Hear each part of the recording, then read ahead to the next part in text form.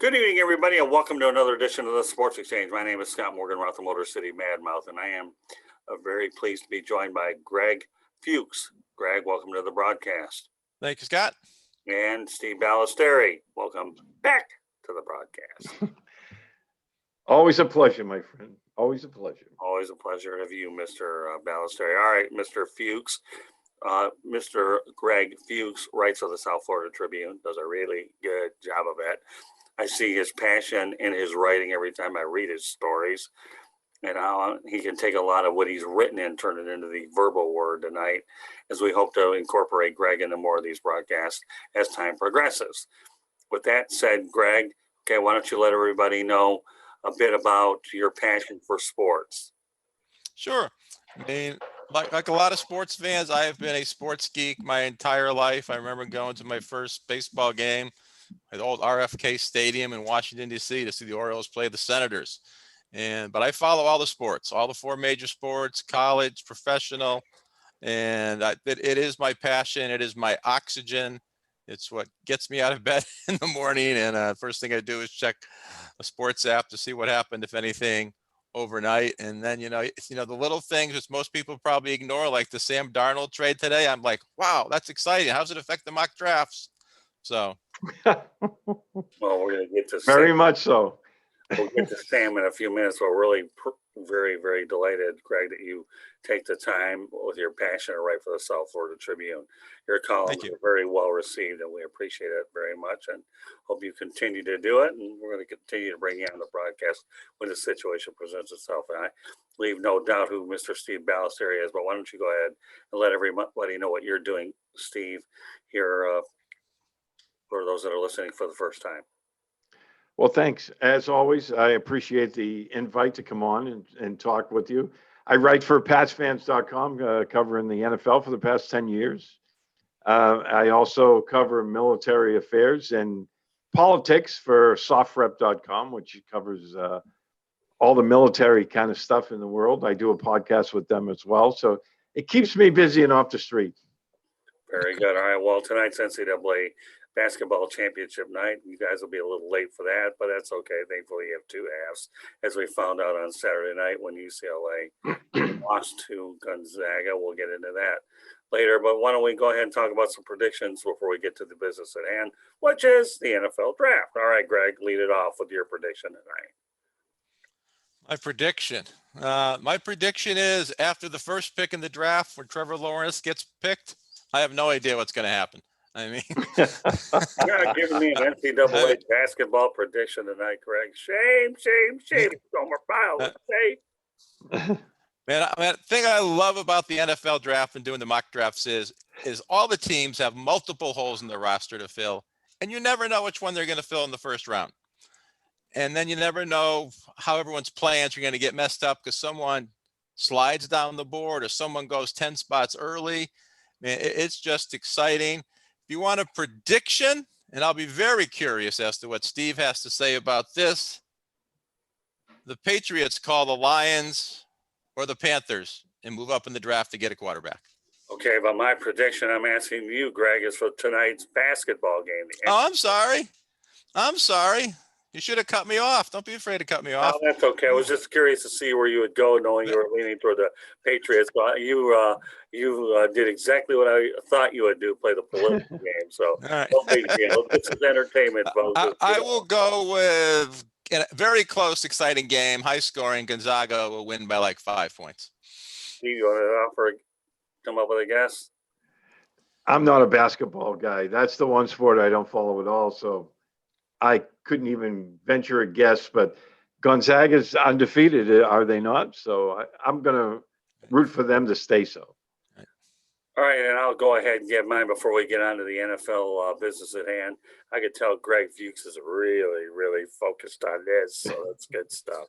I'm going to say Gonzaga wins it tonight, and the reason why I say that is they'll win it in the Hoosier State. The last time there was an undefeated champion was the Indiana Hoosiers, led by Bobby Knight, and that gassed the characters. And incidentally, Mike Woodson, who worked with Knight, is now the new head coach of Indiana Hoosiers. So I'll give Gonzaga the edge here tonight.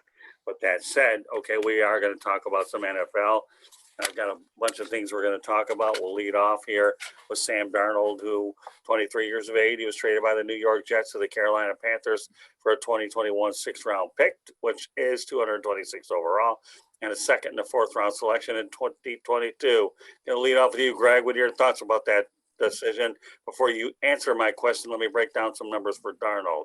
Career numbers, he's got 38 games, 8,097 yards, 45 touchdowns, 39 interceptions.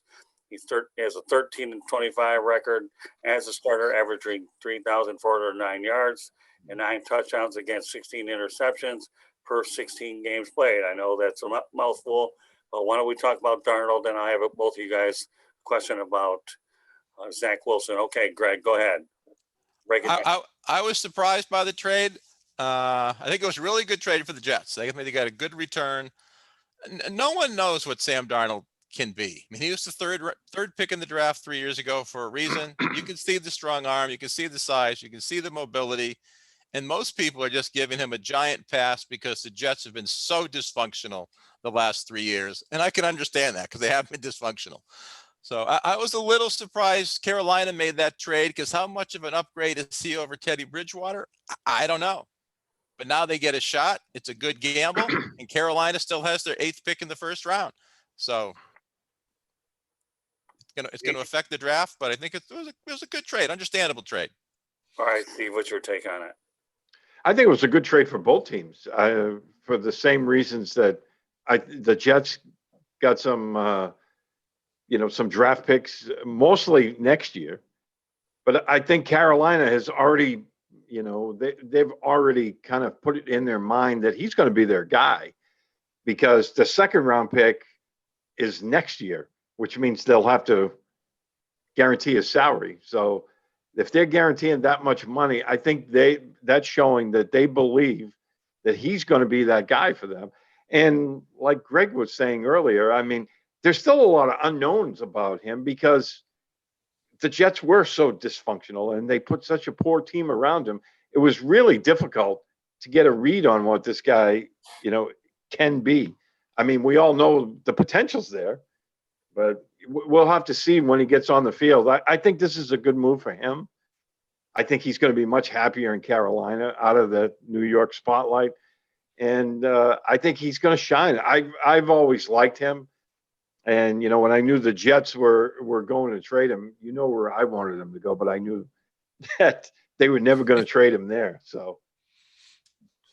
Yeah, my interpretation on this trade is I thought for a period of time that Darnold could wind up in Seattle.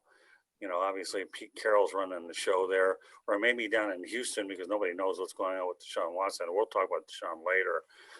But I like the trade that he is going to go to North Carolina. I really do. I think now, and Greg, you made this point, and I want to reemphasize. I was going to talk about it later, but now that you brought it up, why not bring it up?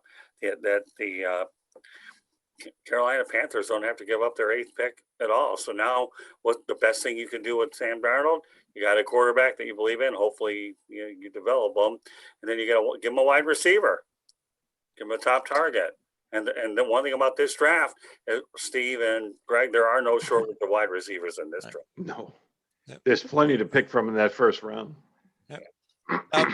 My immediate reaction was the same thing, that Carolina should grab one of those elite wide receivers. But then they have Robbie Anderson. They got DJ Moore. They picked up David Moore from Seattle. So they may have some greater needs. But it's going to be tough to pass on those wide receivers, because they are good. Oh, yeah, without a doubt. And, again, we're talking about Sam Darnold getting a change of scenery. The real haul for the Jets pick-wise is going to occur in 2022. But you got 3 picks, so it'll be interesting. But we've seen a lot of good players in the 6th and 7th rounds. So, we'll see whether or not the Jets can get lightning in a bottle and find themselves a hidden gem somewhere along the way. So with that said, Steve, will the New York Jets ruin Zach Wilson? Well, that seems to be their MO. However, I mean, they have a new regime in there. Robert Saleh, Joe. I think Douglas he's a better GM than they've had in the past there. We'll have to see. I'm willing to give him a pass up to this point, but now, all right, they just drafted this kid 3 years ago. They never really gave him a legitimate shot. So Right. now they're bringing in, it looks like it's going to be Zach Wilson. They have to surround him with some talent. They have to surround him with veteran players that are good football players and give him a legitimate chance to win.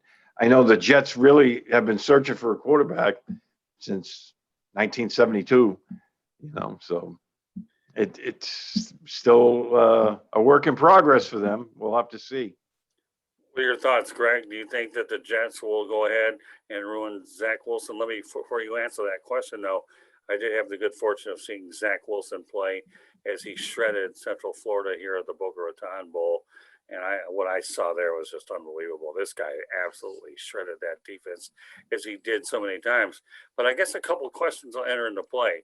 Number one, did BYU have a really weak schedule where he was able to compile those numbers? And two, is he that good? Because again, Central Florida, they're a decent program, but Zach Wilson, coming from a school which incidentally does produce a lot of quarterbacks, and Steve Balestrieri and I are hoping to do a broadcast with a guy from BYU, a little teaser out there in coming weeks. But getting to my point, okay, Greg, do you think that Zach Wilson will get ruined with the New York Jets?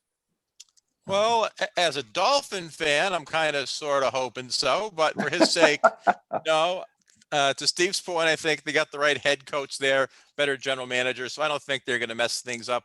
I know they've made some moves in free agency. They got Corey Davis. But, quarterbacks are an absolute crapshoot. Everyone remembers, should you draft Peyton Manning or Ryan Leaf? And a lot of people thought Ryan Leaf, and we all know what happened there. So Zach Wilson, these NFL guys, they do their homework. Carson Wentz was first round pick. He played at a Division II school. Trey Lance, same school as Carson Wentz this year. Some people think he's the second best quarterback in the draft, and he only played one game this year. So you see some of the tape on Zach Wilson. He sort of reminds you of Patrick Mahomes a little bit with his way he runs and the arm angles and the strong arm and everything. So it's a good gamble by the Jets. If you need a quarterback, you need to roll the dice. And 50-50 chance, it may not work out that great.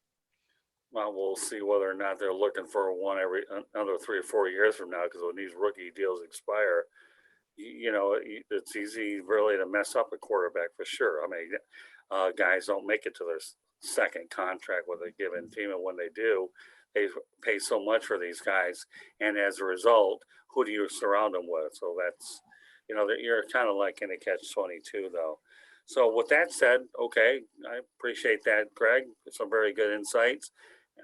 Let's talk about, according to NFL Network's Tom Pelissero, the Houston Texans, get this, guys, okay, maybe considering Alex Smith if Deshaun Watson, who's 25 years of age, is unavailable to play. Tyrod Taylor is also on the roster. So this to me is pretty interesting. We all know about the drama going on with Deshaun Watson. We're not going to spend a lot of time on that subject here, okay? But, Greg, I'm going to lead off with you this time, okay? Do you think Alex Fit would be a good fit for the Texans for 1 year if indeed they need him? Well, if I had a choice between him and Tyrod Taylor, I would start Tyrod Taylor. Okay. Especially one of the reasons is Houston historically, has had terrible offensive lines. Tyrod Taylor's mobile. It's got the strong arm. I would go with Tyrod Taylor. I think Alex Smith is like a great, I'm not sure what team, but one of these great mentor to one of the young quarterbacks who's going to get drafted. Steve? I don't, I'm kind of up in the air on this one because he had such a great story last year. He came back, but I don't know. I think, like Greg was saying, Houston never seems to have good pass protection. And before the show started, the three of us were talking about David Carr, Right. going all the way back to David Carr. And I'd hate to see Alex Smith get hurt again. So maybe it would be a better choice sticking with Tyrod Taylor. I've never been a big Tyrod Taylor fan, but I think he can be a little more mobile and protect himself. Yeah, no doubt there's no question that Alex Smith was a great feel-good story. I think if Ron Rivera really thought that he was good enough to stick around another year with the uncertainty of his health, he probably would have stayed with him. But I think there's a majority here that I believe that Tyrod Taylor would be the better choice out there. And then, I can't see them drafting another quarterback, but you never know. And another name I'm going to throw out into the wrinkle here is just say hypothetically they wanted to go after Gardner Minshew. Think about that for a minute. In the division, by the way, whether the Jacksonville Jaguars would trade him there is another story. But just something I'm throwing out there for everybody's minds so they can go ahead and send us emails, love letters, whatever you want. But Gardner Minshew going to the Houston Texans, just throw it out there. Quarterbacks do throw it out there. Well, speaking of Gardner Minshew, there was like this huge movement about 2 or 3 weeks ago up in New England where, all the fans were talking themselves into a trade for Gardner Minshew because they were under the impression that this guy was the next Tom Brady getting ready to happen. And I don't have anything against Gardner Minshew, but I don't think he's any of that. Yeah. They haven't surrounded him with talent either, but I'm not a big believer in Minshew. Yeah. I think Gardner Minshew might be the next Ryan Fitzpatrick. Plays for 15 years on 6, 7 different teams. Well, I mean, Got a good mustache. Yeah, well, that's true. I guess the one thing I could say where the comparisons will end, Gardner Minshew and Tom Brady are 6th-round picks. Take it for whatever it's worth, because I was at the NFL draft covering it when I was in Jacksonville. I spent a couple of days up there, and everybody was raving about it. What a steal we got late, worked with Mike Leach and all that. And he's not a bad quarterback, but is he a journeyman like Greg's alluding to? Well, we'll find out. What happens there. Right now, he's currently the backup quarterback for potentially, undoubtedly, predictably, Trevor Lawrence. So, well, he might be the starter this year for half the year. God, no way. No way. You think they're going to start Trevor Lawrence on day one? I have no doubt in my mind. Yeah. I don't know Urban Meyer, but if I were a betting man, and I don't bet, but I would say Trevor Lawrence is your starter from day one. I think all the rookie quarterbacks, the 5 who get drafted in the first round, other than Trey Lance, they're all going to start on day one. Yeah, I think so too. I definitely Lawrence for sure. I mean, right now wins for the Jacksonville Jaguars. You may not have a lot of them, but at least you could put some rear ends in the stands. And I think Trevor Lawrence is a good franchise type of guy. The only thing that would prevent Trevor Lawrence from starting on day one is depending on the injury situation that he has. Other than that, I'd see Trevor as your starter. Right. All right. Let's stay with the quarterback position. Okay, Chicago Bears GM Ryan Pace is certain that quarterback Andy Dalton is the best QB option. I'm going to say this, preface this. If it doesn't work, will head coach Matt Nagy and Ryan Pace be fired? Okay, Steve. Absolutely. I'm not a big fan of the Red Rocket either. I think he's another journeyman quarterback. And, he's some damaged goods. He's been banged up himself. I think that if they believe that he's going to take them to the next level in the same division with Aaron Rodgers, they're sorely mistaken. I would agree. I thought they were one of the teams that may trade for Darnold. Mm-hmm. Yeah, I kind of wondered. Or Watson. Or who? Or Watson before all this fiasco hit with him. Well, Carson Wentz is, I think, linked to it as well, but they thought better of it. So, and with Carolina not taking a quarterback in the draft now, maybe Chicago can move up because 1 or 2 of those quarterbacks may slide down the draft right now. Yeah, it's possible. We got Mitchell Trubisky's landed in Buffalo, and Nick Foles is still there in Chicago. But it's a very interesting, unique dynamic. I thought that Mitch Trubisky had more of an upside than Dalton at his stage, but I guess they didn't have a lot of patience. And when you have 2 guys whose jobs are potentially on the hot seat, they were looking to do something. So hopefully see if they could do a little bit better. But I'll go by with what Greg said. You got Aaron Rodgers in the same division. Jared Goff to me is a little bit of an unknown in Detroit right now. Although people out here are wondering, why am I wearing this LA Rams hat? Well, number one, it's color coordinated with my gray shirt. And number two, I should also preface the fact that that trade between the Rams and the Lions triggered all this player movement with the quarterbacks going back and forth with the Lions, get a nice draft haul, and they go ahead and bring on Jared Goff's salary. The Rams get Matt Stafford, who I think is going to do well out in LA. So for those of you that wonder why I'm wearing this hat here, that's the reason why. Now, going back to what I said as far as Jared Goff, we don't know how well he's going to do. I think he'll do much better than most people think that he will. But as far as, go ahead, Steve. Well, it's just, a fresh start for him. We'll have to see. I mean, he's had his ups and downs, and I think that he lost some of his confidence, in LA. So we'll have to see if the change of scenery has been good for him. I think the one variable that should be taken into consideration here, Mark Brunell is his quarterback coach and Anthony Lynn is his offensive coordinator. When we're talking about coaching, if you have great assistant coaches to help coach guys up, this could be what Jared Goff needed. Now, do I think Matthew Stafford? What can I say? I'm Marvel Matthew Stafford, and I'll always be a really strong admirer of Stafford. But again, we talk about all this quarterback shuffle earlier, and I'll have some more situations I'll get to in a moment. But this is one of the more intriguing moves during the offseason is the fact that teams are trading quarterbacks and getting hauls for them in terms of draft capital. All right, Greg, you talked about, we're going to go to your mock draft a little bit, and I'm going to pick on you with the San Francisco 49ers, okay? And I'm going to say that you apparently, I'm reading your article here in the Tribune, that they traded up with the Dolphins to get the number 12 pick. Go ahead and talk about that trade in terms of how you really visualize that one, Greg. Well, they obviously traded up to get a quarterback. It remains to be seen which of the three. You've heard rumors that they like all three of them, even Mac Jones. Now, did you have to trade up to the 3 spot to get Mac Jones? Maybe you should have traded directly with the Eagles at number 6. But if they really love the guy, you don't want to risk someone else taking him.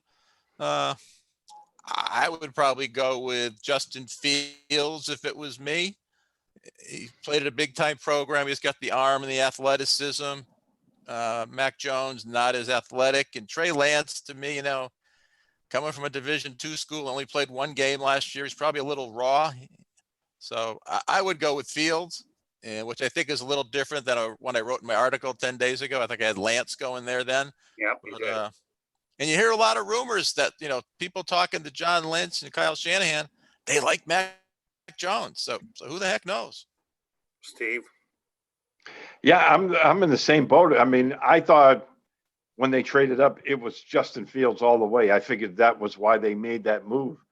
But now we're hearing those rumors that they really like Mac Jones and the way he handles pressure and the way he sees the field. And, I mean, if that's the guy that they like, then that's the guy they're going to take. I mean, they have to have a quarterback that they feel can fit that offense. Now, he's not as athletic. We know that. But he does see the field real well. I at first, like I said, I was totally in on Fields at number 3. Now I'm kind of thinking that maybe they do feel Mac Jones because there's no reason to smoke screen at this point. You have the number, 3 picks. So we know Lawrence is going number 1. Now it seems a given that Wilson's going number 2.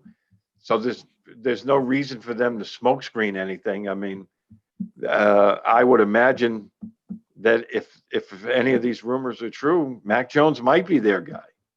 Well, I like the Mac Jones pick because obviously Kyle Shanahan worked with Matt Ryan in Atlanta. And I think that there's some comparisons between the two guys. So I know there was talk about the Patriots wanting him, but sometimes during the course of the draft process, some guys really fall further in the draft than they were initially. I mean, when we talk about some of the big falls in drafts, just because you fall in the draft doesn't mean it's necessarily the worst thing in the world. How did the Miami Dolphins do when Dan Marino fell into their lap? Pretty good. Okay. How did Not Aaron too Rodgers bad. do? Well, when he fell into the Green Bay Packers trap, I say pretty good. What about He did pretty Lamar? well tonight, by the way. I don't know. I saw the beginning of Jeopardy before we came on the air, Oh, did you? and he was the host of Jeopardy tonight. I was wondering if Candy watched that. All I right. don't know. I've got to She's record agreeing. it, so I have to watch it. Yeah, she Yeah, says she forgot to record it, but don't worry. At least it's not a one and done. She'll have a chance to see him more. yeah, he'll be on there for the next week. Right. So, she's here with us producing the broadcast. But yeah, but and Lamar Jackson's another guy that fell. Just because you fall in the draft isn't the worst thing in the world. What about Josh Allen slipping to the Buffalo Bills? How did that work out? And the list goes on and on. So Yep. again, 199. yeah, that's it. So when you talk about 199 just won the Super Bowl this year. So good old Tom Brady, go Michigan. How about that? The man from Michigan has won more Super Bowls than anybody, and he went to a university, that has more Division I wins. Why am I not wearing the Wolverines hat? Well, maybe the next time I bring you guys on, I'll bring out the Wolverines attire. But tonight, it was a great night to win. So let's have a nice little segue to the Miami Dolphins, shall we? Okay, we obviously know that they're now picking sixth in the draft. So you talked about Jalen Waddle. I say Devontae Smith. I say Tua needs another target. Are they going to be getting it from Alabama? Figure Nick Saban was so nice enough to leave the Dolphins to go to Alabama, but maybe he'll make the fan base a little happier by sending him a quarterback, a wide receiver. What do you think there, Mr. Fuchs? I love all three of them. I also love Kyle Pitts. Any one of those four end up on the Dolphins roster, I will not complain. In terms of pure receiving ability, I might rank Waddle fourth out of those four guys. But what Waddle has, what those other three guys don't, I'll call it the Tyreek Hill skills. He is lightning quick, very elusive. Once he has that ball in his hands, he makes something, he's something special. I mean, the Dolphins already have Devontae Parker, Preston Williams, good receivers if they can stay healthy. And Waddle, I just think, brings another dimension that scares the crap out of defensive coordinators. What do you think, Steve? yeah, I think if you're Tua, who played with both of those guys, either one of those is like Christmas in April for him, because I think, like Greg was saying, if you get Waddle, he's going to transform your offense, and I think Devontae Smith can do the same thing.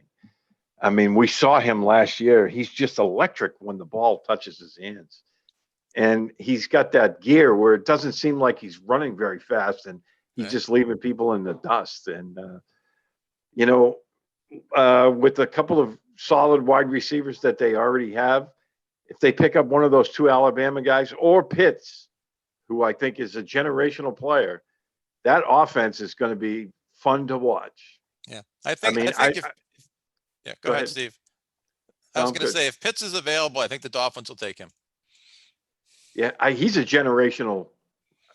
I think he's a freak, because I watched the tape on him, and he's just incredible. I think he's going to light it up in the NFL. He's going to create mismatches all over the field. So I think if you're Miami, you're sitting back and you're like, rubbing your hands together. It's like, we would love to take all three, but any of those three are going to be home runs, I think. Yep. Well, when you talk about the Miami Dolphins, there's another team when they traded up to San Francisco and got all those draft choices, and they started to make those two separate trades.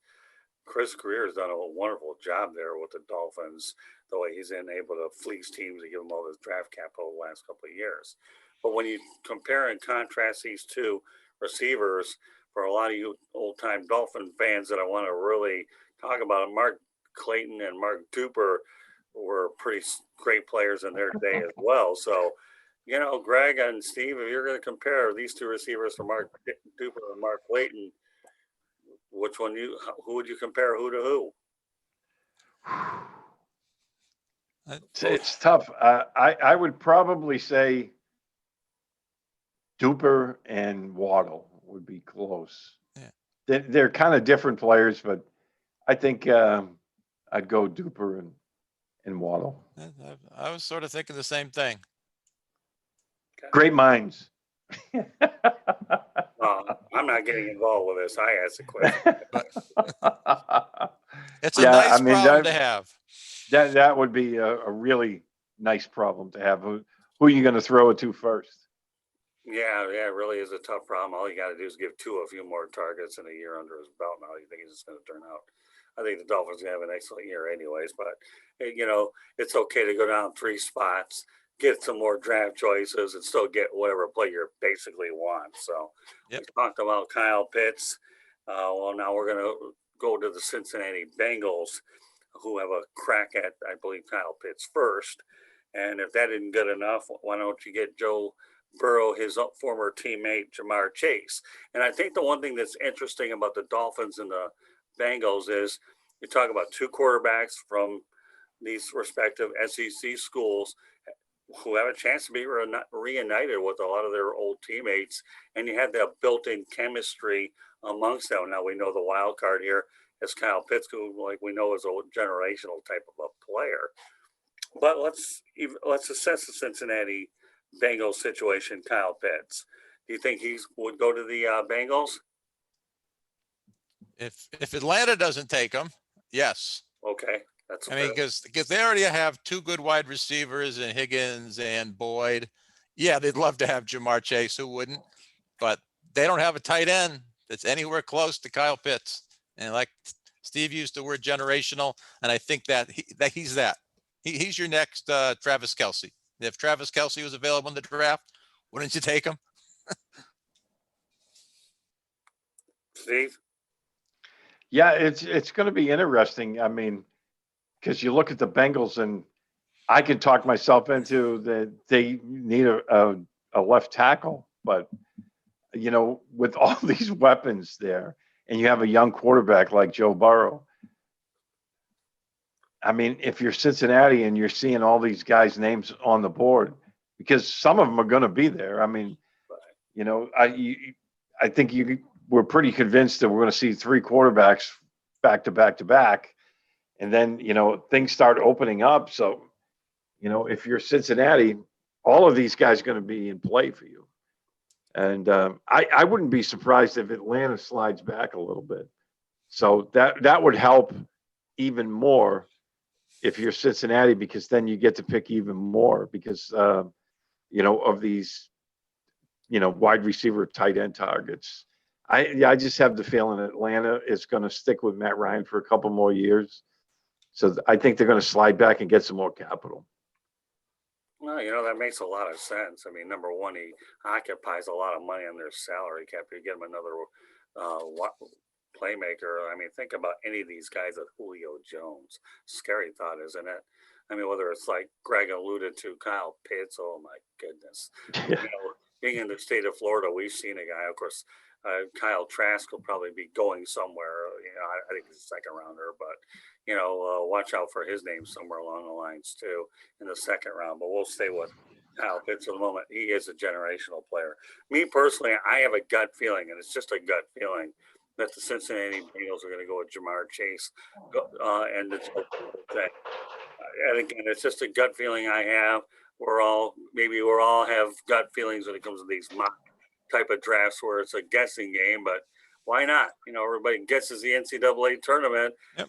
A blind squirrel can go ahead and get it right if you pick whatever you want and never know. I mean, but again, I don't think the Bengals can go wrong with either of Kyle Pitts or Jamar Chase, or, we talked about Penei Sewell being able to protect the quarterback. He's a big X factor in this whole thing. So, all right, so let's go back to the Carolina Panthers for a moment, all right? And that's this. They are picking number 8 now with Sam Darnold. And I know we talked about this a little bit earlier. So how do you like the direction that the Carolina Panthers are going in? I know that Matt Rule is going to have a second year on the job. He's assessed his quarterback situation. Doesn't feel the guy from the XFL, I think, I don't remember who it is probably sufficient for long term. We know about Teddy Bridgewater. And now he does have Sam Darnold. I mean, I was surprised that they let Curtis Samuel go.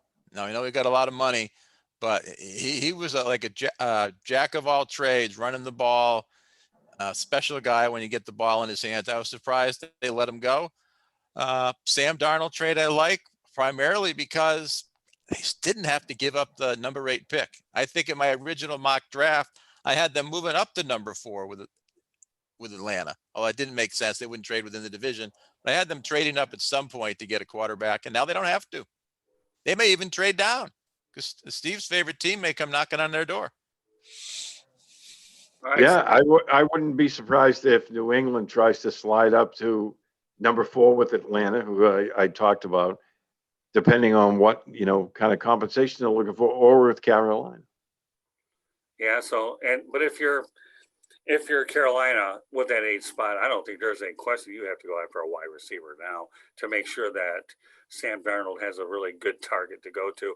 I know you talked about a couple solid names earlier in the broadcast, Greg, about who they have, but now you need a prime time type of wide receiver to give Sam Darnold a really good target. That's what I really believe with that 8 pick. And they were indeed fortunate enough to keep that 8 pick. All right, well, let's go ahead and talk about the Atlanta Falcons and Justin Fields. Before he transferred over to the Ohio State Buckeyes, I believe he played with the Georgia Bulldogs. Is that correct? So is it possible that we could see him playing back in Georgia again with the Atlanta Falcons? I don't think so. I'm sorry. Go ahead. No, go ahead, Steve. Yeah, I just don't think so. I think they're going to stick with Matt Ryan for a couple more years. Like you mentioned earlier, he's taking up a good chunk of the, salary cap for them. I think that they're going to stick with him for at least the foreseeable future. And I think they have so many holes on that roster that need filling. That's why I think they're going to slide back a little. They're going to keep Matt Ryan, and they're going to slide back, get some more draft capital, and try to fill some of those other holes on that team. Because when I look at Atlanta, I didn't really see Matt Ryan as being part of the problem on that football team. I agree. I don't think they'll take a quarterback. I mean, the common sense is, they need to have draft his replacement at some point in time. The problem is Matt Ryan's got $65 million in dead cap space on his contract. A year from now, it's still $40 million. So that means if you drafted a quarterback at the 4th spot, he's going to have to sit behind Matt Ryan for 2 years because Matt Ryan is untradeable because of his contract. So I think they just load up, give Ryan more weapons. And I see Kyle Pitts going to the Falcons. Although I see the logic, hey, they need to have a lot of holes to fill. Somebody makes them an offer for that 4th pick. And there could be teams that want Kyle Pitts that are willing to give up some stuff for him. Well, bear in mind, let's not lose sight of the fact that the Atlanta Falcons made a coaching change too as well. So, so therefore, you never know. But I still believe, like you said, Greg, okay, that there's a lot of money in dead cap space that you can't sit here and go out there and draft a quarterback. Now, with that said, that doesn't mean you can't draft a quarterback in the 2nd or 3rd round. That is true. And be able to develop them. I don't care what anybody says, but once upon a time, Joe Montana, I believe, was a 3rd round pick. And how did that work out at Notre Dame? So you can find guys in the draft 2 or 3, 4 rounds in, and then let Matt Ryan go ahead and, go ahead and see what you've got with them under a new coaching staff. Maybe, you always see a lot of coaching turnover. And maybe a new regime could get a lot of things fixed. So there's a lot of variables there. All right, so let's talk about something, Greg, you alluded to earlier, and that is Trey Lance from North Dakota State.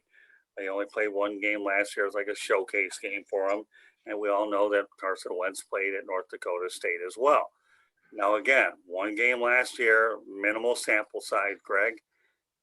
What are your thoughts about Trey Lance? I haven't watched tape on him like NFL scouts and general managers have. I hear what people say about him. He's got all the raw talent. I get the impression he's probably someone who's going to have to sit on the bench for at least a half a season, if not the entire season. So which teams need quarterbacks? Here's my thought process after the Sam Darnold trade today. Atlanta doesn't take a quarterback at 4. Bengals certainly aren't taking a quarterback. Dolphins aren't taking a quarterback. There has been some rumors the Lions may take a quarterback, but they have a bit of a contract dead cap issue, just like the Falcons have with Jared Goff. Does someone trade up to that spot? It's possible. So now you got two quarterbacks still on the board at 7 or 8. The Broncos want a quarterback. And then you got New England lurking back there going, okay, if Detroit doesn't take a quarterback, Carolina doesn't take a quarterback, even if Denver does, there's still one quarterback left on the board. And the only other team that really needs a quarterback, you got the Bears and the Redskins, but they're not drafting as high as the Patriots. So we'll see how that plays out. Be interesting. Well, I know the one thing about Trey Lance is if you were going to keep Jimmy Garoppolo, he's a guy that you keep in place, and then Lance does sit for a year. Nobody is more qualified to answer that question than Steve Balestrieri, though, since you're you used to be in New England. Do you think that Jimmy Garoppolo could be headed back to the Patriots at some point or another? I know the asking price is a first-round pick for a guy that gets banged up and doesn't see the field at all. So why don't you comment, Steve, on Jimmy Garoppolo? Yeah, Boston's been crazy with this talk about Jimmy Garoppolo coming back, and it doesn't work for a majority of a bunch of different reasons. One, the salary cap issue. The Patriots spent a lot of money. They had a ton of money at the beginning of free agency, but they spent a lot of it. They're down to $12 million. Jimmy Garoppolo's, cap hit this year, I believe, is $25 million. So that means you have to not only make $13 million, you need about another 10 to sign your draft picks and have some left over for the inevitable injuries which happen during the course of a season. Right. Because we all know those, especially now it's 17 games. So I just don't see that working for the Patriots with Jimmy Garoppolo. I know it's a popular conception, but I just don't see it working for San Francisco either, because if they draft a guy this early, they have a roster that a lot of people are saying could possibly end up back in the Super Bowl if things break right for them. I just don't see them risking a young quarterback's confidence by throwing him into the mix where he's expected to take them to the promised land on year one. That's a lot of pressure on a guy who's coming in, hasn't taken an NFL snap, and he's trying to learn your offense. I think that's way too much pressure. So I think they're going to keep Jimmy Garoppolo at least for half of this year. I would see him actually probably playing most of this year. And then if the inevitable injury happens to him, as we all know it has in the past, then they'll bring in that rookie quarterback. But I just don't see the 49ers trading him. Even with Garoppolo on the roster, they have $19 million in cap space. So it's not going to be a cap issue for them. That's why I think they'll probably keep him around for this year. Yeah, Trey Lance is a really interesting wild card here. The guy, I like Trey Lance. Oh, I do too. He's athletic. He fits today's type of quarterback, being mobile, has some pretty good skills. So, Steve, knowing that a lot of us agree that Mac Jones could very well wind up with the 49ers, I know there was talk that he could slide to the Patriots, maybe in a dreaming world. Where do you think would be the best fit for Trey Lance, Steve? Well, it's like Greg was saying earlier. I think it's someplace where he's going to have to be able to sit for a year and, learn the offense, get some experience under him, and learn the pro game, because there's not a big sample size there. And then last year, like, we already discussed, he only played one game.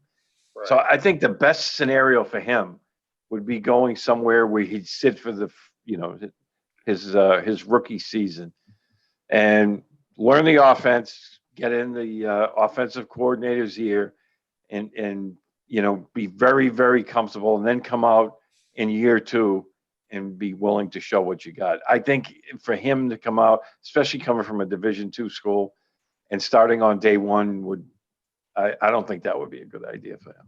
See, initially in the draft process, I thought the Lions would go for a quarterback. But for some reason or another, they were able to give they were able to rework Jared Goff's contract. So I think they probably figure they're hoping to get at least 2 years out of him. But now I'm inclined to think that the Detroit Lions would probably go to a wide receiver because they really need a playmaker. And I don't really believe in their minds, or at least according to Nate Burleson, he doesn't seem to think this is as big a rebuild as most people think that it is. No quarterback's going to walk. No quarterback, or at least Goff doesn't think it is. Nobody wants to think they're going into a rebuild. You know, we've seen a lot of different things happen in the National Football League. And even though Dan Campbell was given a 6-year contract, Rat Holmes did a good job with some of the trades he's made. Don't tell me these guys think this is a rebuild. They want to win right away. I don't care what anybody says. Now, there's perception and there's reality, okay? You know, is there a rebuild? Is it not a rebuild? That's another story altogether. But, you know, I mean, maybe Trey Lance could slide to the Lions. I've seen crazier things happen in this draft. And then he could sit behind Goff. Crazy, wild scenario. But again, we've seen quarterbacks drop. So all right, so let's stay with the North Dakota State theme. Okay, talk about Carson Wentz in Indy with Frank Reich. Okay, Greg, do you think that's a good fit? I think it's a good bet. First of all, I'm not sure what options Indianapolis had. But Wentz, I mean, he has shown his talent. He has shown his toughness. Going back to Reich, who was his offensive coordinator. And Philadelphia was just a disaster last year with all the injuries they had. And I watched a lot of Eagles games last year, and it seems like on every play, Wentz was trying to get a big play. And he was always throwing the ball downfield. He wasn't checking down. And you would have thought Doug Peterson would have said, hey, we need to change the style of offense we had. It worked 2 or 3 years ago when they had a healthy Deshaun Jackson and a healthy Ertz, and I can't even remember their wide receivers were back then, but they didn't have that talent last year. So I get a good gamble by Indianapolis. I expect them to do well. And in Indianapolis, similar to the 49ers, they got a good all-around roster. So you don't necessarily need to have your quarterback be the superstar. It doesn't necessarily have to be a Patrick Mahomes at quarterback for either of those two teams. What about you, Steve? Yeah, you know, it's funny. I'm totally in lockstep with Greg. I watched a lot of the Eagles games last year, even though I'm not a big Eagles fan. And I saw the same thing. They were consistently trying to push the ball down the field when stuff was open underneath. And I think you'll see a big change with that with Frank Reich. And that is a very good Indianapolis football team. They're solid. You know, Indy always had that reputation as like a finesse kind of soft team. They're not anymore. That's a pretty physical bunch on both sides of the ball over there. I like what they're putting together in Indy. And it's if Wentz fails this time around, that will be on him because I think they have a very solid cast around him. Yeah, I don't think that, in my mind, this was the only spot for him. It really was. I mean, Frank Reich, you can't succeed with a guy that believes in you where you're going to go. And you know, they have a good solid running game out there, and they have a good cast of characters. So I agree. If Carson Wentz doesn't make it in Indianapolis, I'd find it hard to believe he'd make it to many other places. This was the only spot. I think he would have failed in Chicago, believe it or not. I really do. For some reason, I don't know why. But you know, when you go ahead and Nagy is, I don't know. I have my doubts about him. So I know you know more of him because he's in the division that you follow, but I'm just not a big fan. yeah, I agree with you. I think that Carson Wentz landed in the only place. So since Aaron Rodgers is hosting Jeopardy tonight, how can I disappoint my Green Bay Packer followers? And I have a few of them out there about Aaron Rodgers. Okay, is he the long-term answer for the Green Bay Packers, or does he take the Peyton Manning, Tom Brady path? Okay, and you know what, pick where he wants to go next year and make the Packers regret it. Okay, Greg. My initial reaction is no team has done a worse job with their roster the last 2 years than the Packers general manager. Okay. I mean, trading up for Jordan Love last year, get AJ Dillon in the second round. Nothing against very good running back, but you got Aaron. You have arguably the best quarterback in the league. Give him more weapons. And what have they done in free agency? They have not gotten a wide receiver despite a bazillion of them being available. Right. They did bring Aaron Jones back, which was nice, but they lost the best center in the league in Lindsley, and they haven't done anything else. It's just crazy. And now they're going back and forth with Rodgers on his contract. Give him what he wants, make him happy. He's going to be one of the top quarterbacks in the league for 2 or 3 more years.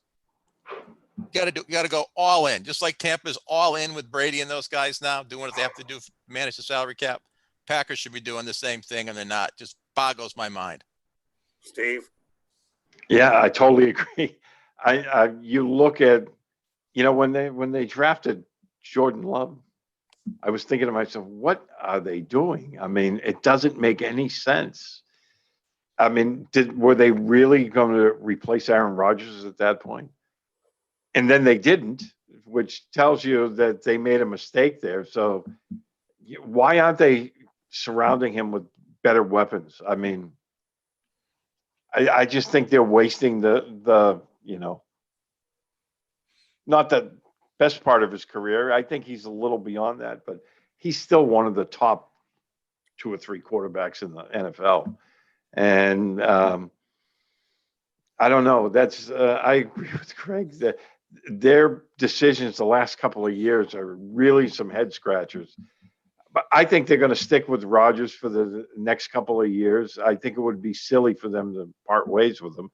But if they do decide they're going to do that, they'll be able to get quite a haul for him. But do we really know how good Jordan Love is? Yeah. I think the thing that, to me, Rodgers' durability will depend on whether that Jordan Love move works out, because I know that he's one injury away from being out. So we all know that the quarterback position, as much as they're trying to go ahead and protect these guys, an injury can happen anytime. So that's when the Jordan Love pick looks good.